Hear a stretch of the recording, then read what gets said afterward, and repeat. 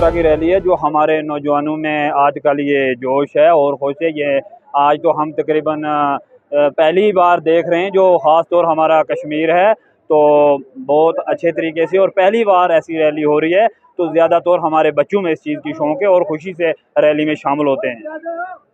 आप क्या पैगाम देना चाहेंगे दूसरे लोगों को? बस हम यही पैगाम देना चाहते हैं, इसी तरीके से जैसे जो झंडा हमारा बता रहा है इसको कामयाब रखना है, इसको लहराना है हमें। फर्स्ट टाइम है ये, फर्स्ट टाइम देखा हमने ऐसी रैली हो रही है, ये आज तक कभी हुआ ही नहीं है। चलो हम देखेंगे, सरकार एनसी का सरकार लगा, पीडीपी का सरकार लगा, आपने देखा है, इसको दुनिया वर्ल्ड देख रहा है कि आज कैसे हालात है। अगर हमारा कोई भी अफसर है, कोई भी मतलब डीएसपी साहब है, आज अकेला निकलता है किसी भी जगह, या एसपी साहब होगा, कोई भी मिनिस्टर भी होगा, अकेला निकल सकता है कि जैसे हालात यहाँ आज है।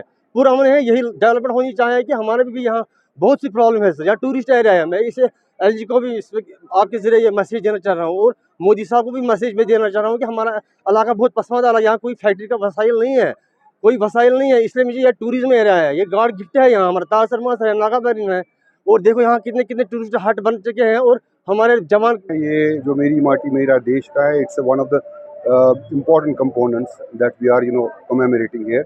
It's a love and affection for the country and we are just trying to see, you can well see कि कितना ये बड़ा हुजूम है। स्टूडेंट्स हैं, हमारे डिस्ट्रिक्ट एडमिनिस्ट्रेशन के लोग हैं, हमारी पुलिस है, सीआरपीएफ के जवान है, वहाँ के सीईओ साहब हैं।